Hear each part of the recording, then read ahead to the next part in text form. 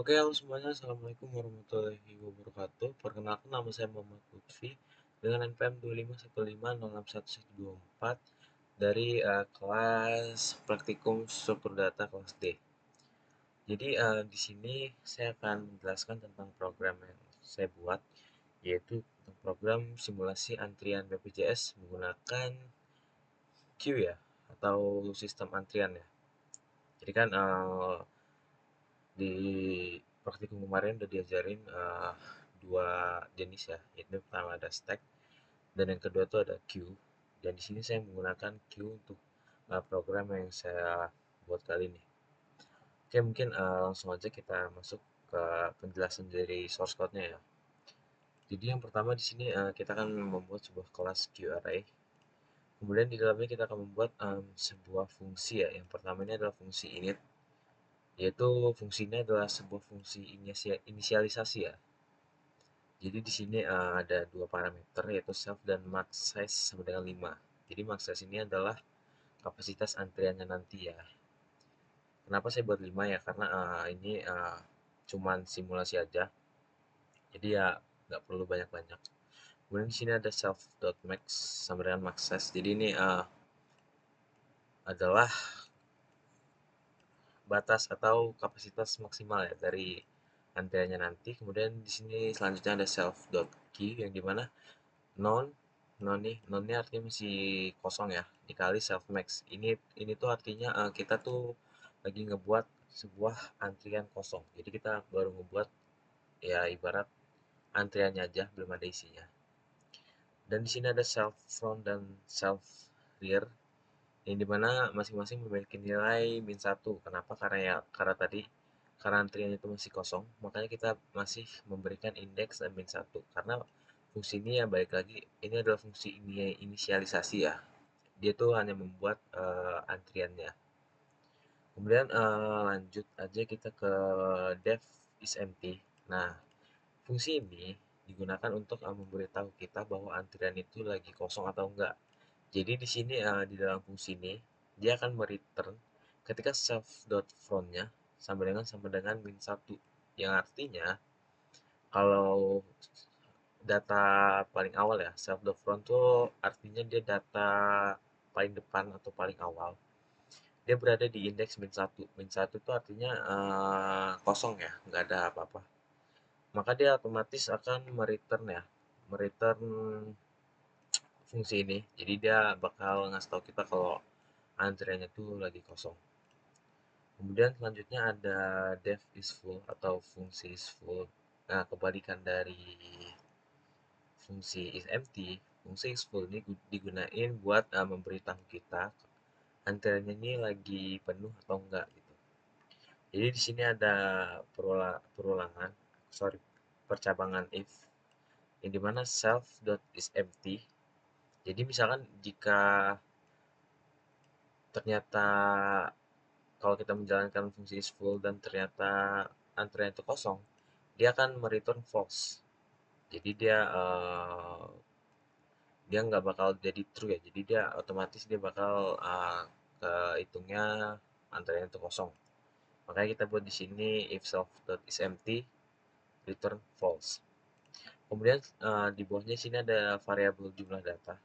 Kita buat variabel jumlah data sama dengan self dot rear dikurang self dot front plus satu. Jadi data paling belakang tuh dikurang data paling depan terus ditambah satu. Kemudian kita mereturn jumlah data sama dengan self.max, yang dimana kalau misalkan data data di dalam antrinya itu udah mencapai self.max, yaitu dimana max size-nya ini ya, yaitu 5, maka dia otomatis akan memberitahu kita kalau antrian itu lagi penuh atau udah penuh gitu. Oke, selanjutnya ada fungsi enqueue. Nah, fungsi enqueue ini untuk menambahkan data ke dalam antrian. Jadi di sini dalamnya ada percabangan if lagi, yaitu jika jika if self dot is full. Jadi jika data sorry, jika antriannya itu udah penuh, maka sistem akan otomatis memberikan sebuah informasi bahwa antrian sudah penuh, tidak bisa menambahkan antrian lagi. Kemudian dia akan return. Nah, seandainya di sini ada elif ya, jadi seandainya datanya itu ternyata kosong, maka kita akan menginisialisasikan self.front sama dengan 0. Yang artinya data yang kita tambahkan itu akan berada di indeks ke 0. Kemudian else yaitu self.rear, jadi data di belakangnya akan bertambah satu. Kemudian di sini ada self.key yang dimana sebelumnya itu self.key ini masih kosong ya. Di sini karena kita menambahkan data maka dia tidak akan kosong lagi. Jadi dia akan kita isi dengan self.clear yang dimana di sini itu udah satu ya. Terus dia sama dengan data, kemudian dia akan memberikan sebuah informasi bahwa data itu berhasil masuk ke antrian gitu. Dan ini sifatnya uh, bertambah ya. Jadi misalkan ini 0 hanya jika kita itu hanya jika antriannya itu posisi awalnya ya atau kondisi awalnya itu berada kosong antriannya. Jadi dia akan mulai dari indeks ke 0.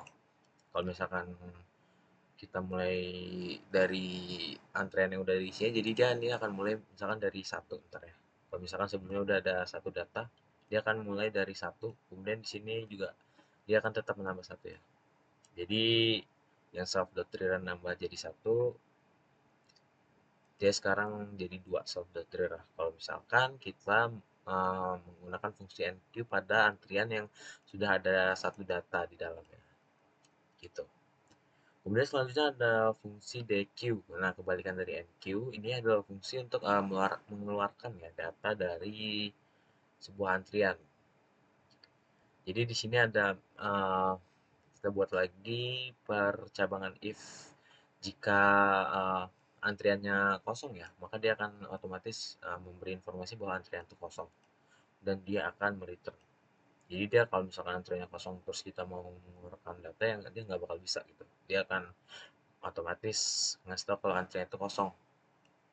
Kemudian selanjutnya di sini kita buat sebuah variabel data, di mana variabel data ini yaitu self.key, terus ada self.front.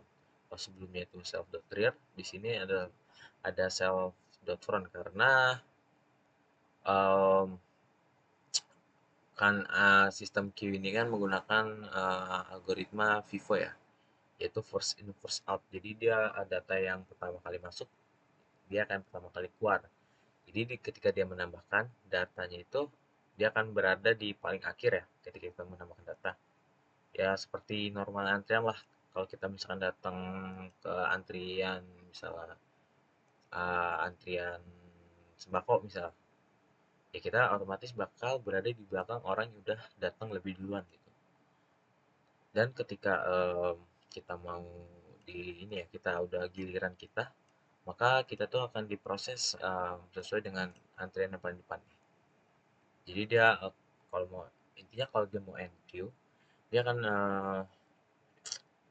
dia akan menambahkan di data yang belakang. Kalau misalkan dia mau dequeue atau mengeluarkan data, dia akan menambahkan ke data yang paling depan. Sorry, kalau dia mau iya, dia kalau mengeluarkan data, dia akan mengeluarkan data yang paling depannya. Jadi gitu. Kemudian dia akan membuat sebuah print yaitu data telah dilayani. Nah, artinya data yang kita itu tuh udah dilayani lah, udah berhasil di DQ. Kemudian di sini ada if self.front sama dengan self.rear, self.front sama dengan min 1, self.rear sama dengan min 1. Ini artinya itu jika datanya itu data awal itu tuh sama kayak data yang belakang, maka indeksnya itu sama aja min 1 ya, dua-dua kita buat min 1 ya, ini sama aja kayak apa ya, kayak bukan ya kosong gitulah ya intinya.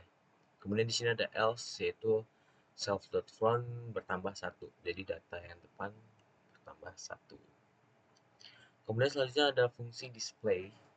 Jadi fungsi display ini untuk menampilkan data-data yang ada di dalam antriannya, yaitu kita akan membuat lagi di sini self.isEmpty. Jadi kita akan ngecek juga antrian itu kosong atau enggak.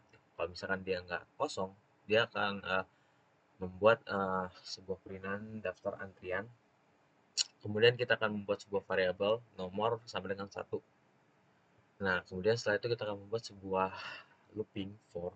Jadi for i in range self.front self.rear plus 1 print f nomor self.key i nomor bertambah 1. Jadi kita akan menampilkan seluruh data yang ada. Dan ini adalah fungsi dari for i in range ini untuk menampilkan data-data sampai data yang terakhir ya. Jadi kan awalnya ini masih 1. Dengan kita menggunakan for i in range, kita bisa menampilkan data hingga data yang terakhir. Kemudian selanjutnya di sini masuk ke fungsi utama, yaitu fungsi main. Nah, di dalam fungsi main ini kita buat lagi sebuah variabel q sama dengan q array. Jadi ini adalah kelas yang udah kita bikin tadi nih. Q sama dengan array. Kemudian variabel pilih sama dengan 0. Jadi ini pilihnya masih 0 ya. Terus kita akan membuat sebuah while loop yang dimana jika pilihnya itu nggak sama dengan 5, kita tuh akan ngeprint ini ya. Jadi ini while loop ini kita gunain untuk nantinya menghentikan program. Jadi dia ketika kita nanti ingin menghentikan program, dia itu programnya otomatis akan berhenti. Makanya kita menggunakan while loop karena dia mengecek kondisi true atau false-nya.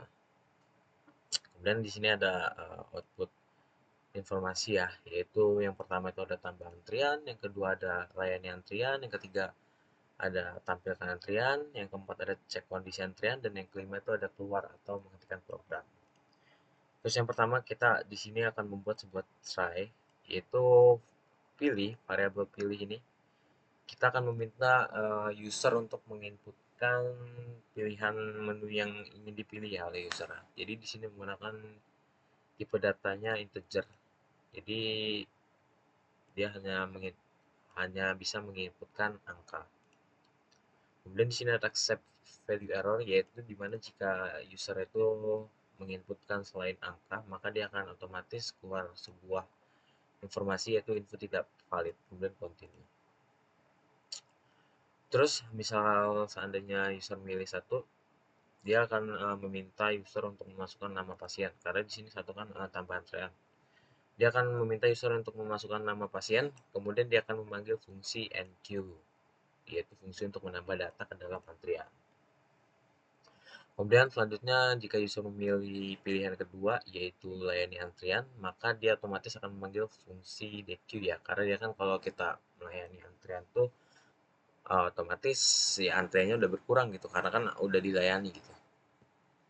Kemudian selanjutnya kalau user milih pilihan ketiga tampilkan antrian nih, tampilkan antrian, dia akan otomatis memanggil fungsi display.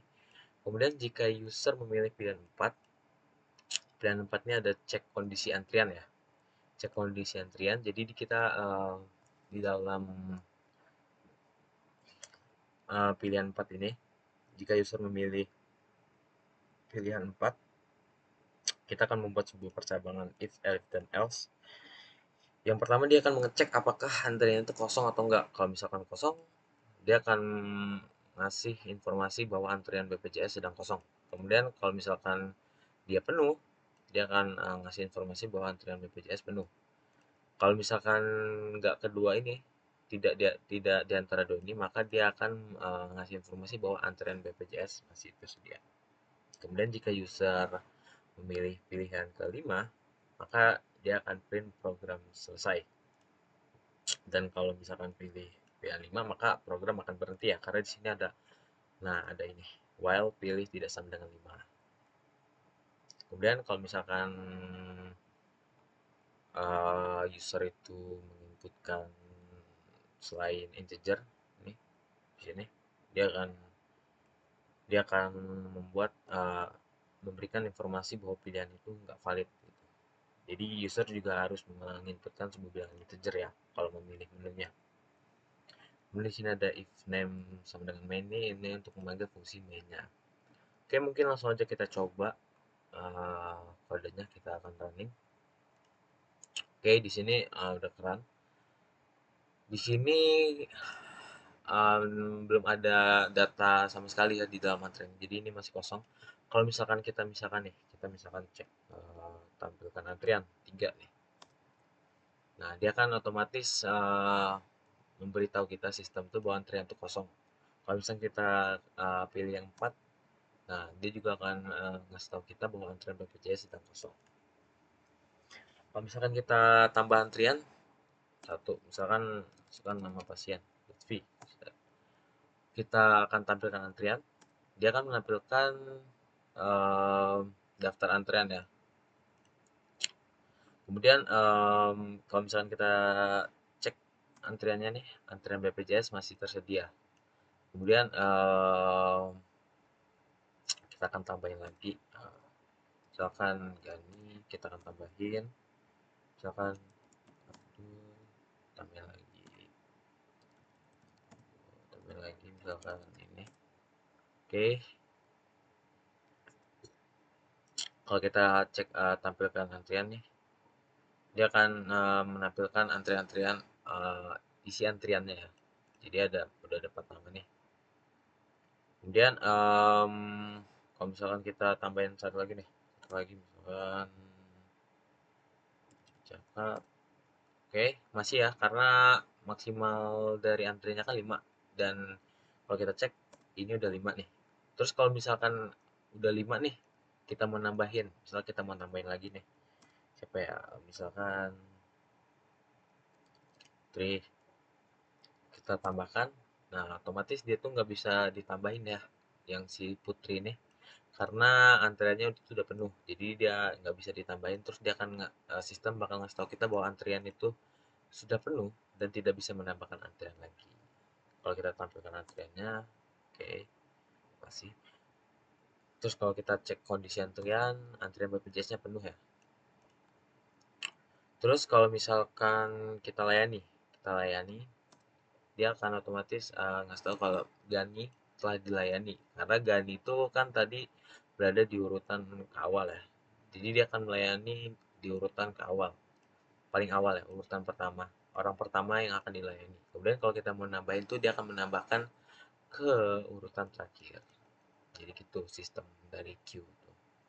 Kemudian misalnya kita layani lagi Abdul di posisi kedua tadi, dan dia langsung dilayani setelah si Gani.